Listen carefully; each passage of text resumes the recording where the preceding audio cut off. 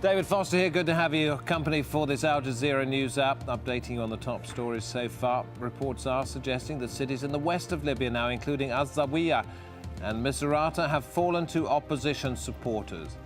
Some protesters say they will now march on the capital, Tripoli.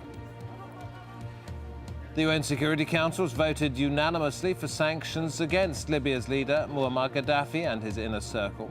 This includes travel bans, an asset freeze, and an arms embargo. And with violence spreading, the humanitarian situation's getting worse. Governments worldwide sending food and medical aid. Many countries still trying to get their people out of Libya. The reign of the Libyan leader, Colonel Gaddafi, may not quite be over, but in parts of the country now under opposition control, people are taking advantage of a new political reality, which means they can talk in public, say what they think for the very first time. Al Jazeera's Stephanie Scowen has that story. They've not been able to speak out for decades under Muammar Gaddafi's rule. But with eastern parts of Libya now under opposition control, ordinary people are already finding their voice. What we want is a new constitution and civil rights. What we want is what we have not had for the past 42 years. That is democracy. In the town of Al-Marj, northeast of Benghazi, members of the newly formed Revolutionary People's Committee have taken over the studios of the local radio station. The local imam and others are using the station to broadcast pro-democracy messages and call for calm after days of chaos. We want change, but we don't want bloodshed or killing. But we want unconditional freedom. We want the regime to withdraw peacefully, and we would guarantee them their human dignity and human rights. While the Libyan leader still clings to power in the capital Tripoli, many hope it won't be long before he's gone. And with his departure, the freedom for everyone to say what they want. Stephanie Scowen, Al Jazeera. Iraq's Prime Minister's given ministries a period of 100 days to improve their services or, quote, face changes. Iraq has seen weeks of anti-government protests, and on Sunday, the governor of Babil province resigned. He was the third provincial governor to do so this month. Well, the head of Iraq's parliament has called for new provincial elections. I call on the government, the parliament and the Independent Election Commission to conduct elections in the provinces, districts and local councils at the earliest possible date. We will work on revisions to the electoral laws soon. Those for the districts and provinces are ready to be adopted, but those concerning the provinces will need to be revised. We should conduct new elections so that the people can have their say. Let's hear more on that from Jane Araf in Baghdad. It's another sign that politicians are indeed listening to the public anger.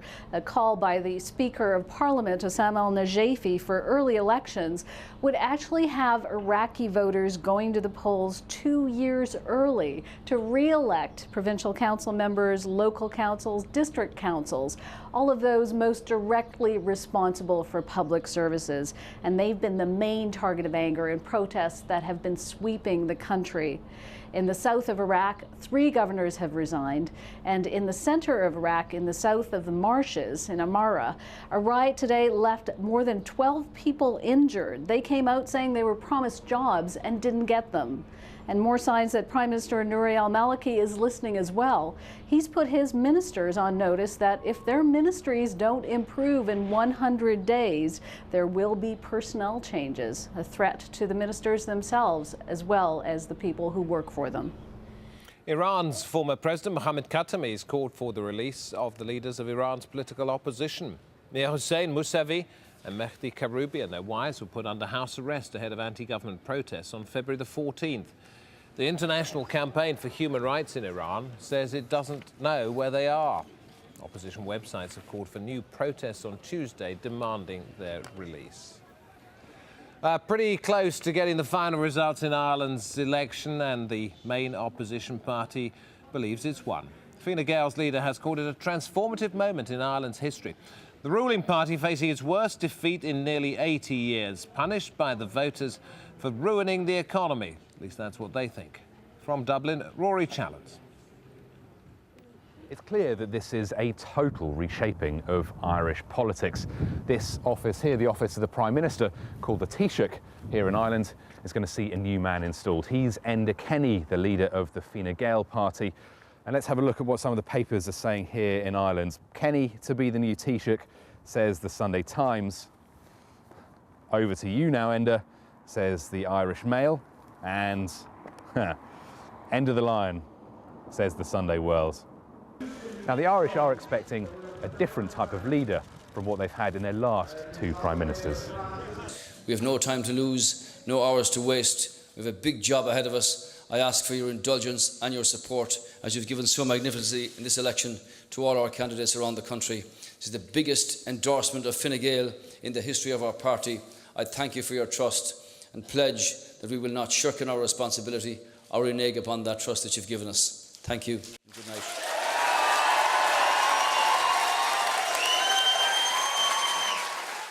The next few days then will see some frenetic horse trading between Fine Gael and their most likely coalition partners, Labour, as they both try to work out who is going to take the plum political posts.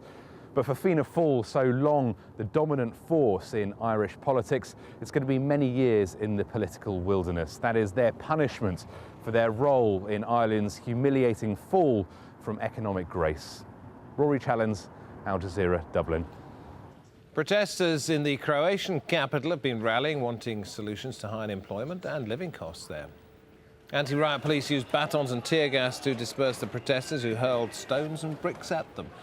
It was all started when police prevented the demonstrators from heading towards government buildings in central Zagreb.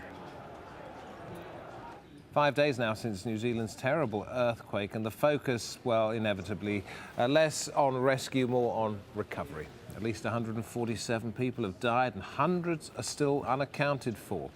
Andrew Thomas met a group of churchgoers in Christchurch who've been holding prayer services for those who haven't returned.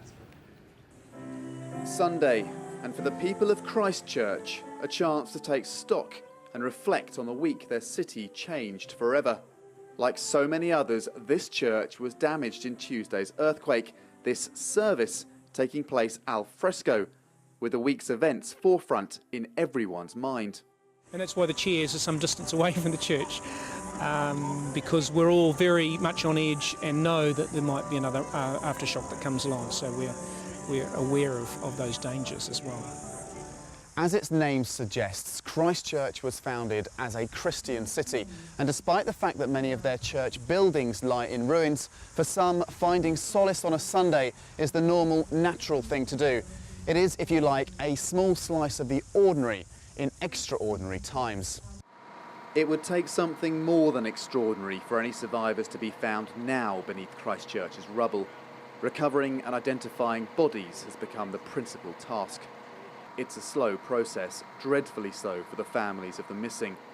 Every afternoon they arrive for a police briefing, their numbers swelling by the day as grieving relatives from abroad pour in. Christchurch was a big tourist town. People from at least 20 different countries were killed in the quake. They're overseas, they've received dreadful news, they've had to arrange travel in a haste, and they've come to a part of the country that's quite badly affected by the earthquake. Infrastructure's not necessarily there to support them, and all at a time that they're stressed and de-stressed. Police have to cope with the darker side of human nature too. There has been a spate of looting of abandoned homes, and frayed nerves have meant reports of domestic violence have spiked. Earthquake scars will forever be a physical feature of modern Christchurch, the emotional trauma taking its toll too. Andrew Thomas, AlJazeera, Christchurch. In India, there's food which is rotting in storehouses and people don't get enough to eat. A humanitarian problem which is leading to large protests there, as food shortages have sent inflation skyrocketing. It's becoming an economic problem too, as Prerna Suri will tell us. United in their demand, women from all over India protesting against rising food prices. It's getting more difficult to raise our families. Prices of rice, potatoes, onion, everything has gone up. We can't afford to pay this much for the basics. This anger, simmering for many months, has now spilled onto the streets. Inflation in this country touched 18% last year, and high food prices have hit people right across India. But part of the problem, experts say, lies here. India's agricultural system hasn't been modernized in years, and its farmers are given little incentives. Farmer Satveer Singh prepares his field for the next season's crops. But he says he's received little support from the government. I work on my fields because it's my life. But I never get fertilizers, power or water on time. This really affects my production. Those who can sell their produce face another hurdle. While India has enough grain to feed its people, what it lacks is a proper distribution system.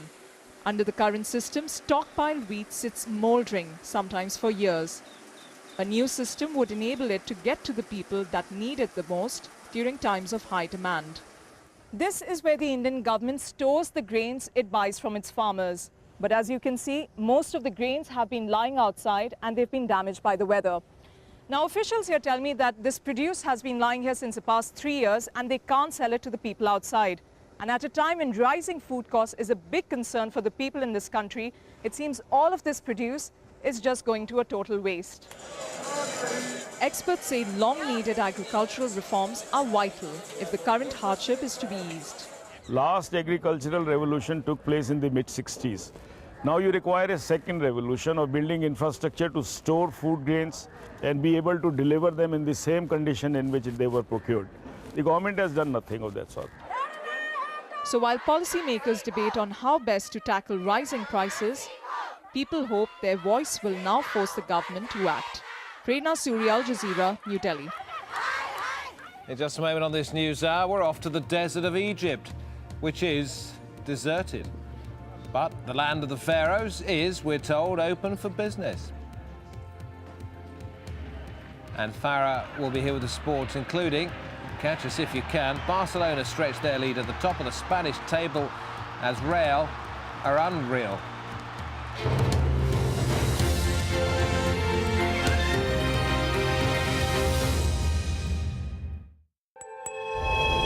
The times change. The instruments evolve. The battlegrounds shift. This is America! Our country! But the international struggle continues. He was murdered! Uncompromising, hard-hitting investigations. I can't get no justice from no one in Jamaica. People and power, at this time on Al Jazeera. See the world from every angle and every side. Al Jazeera.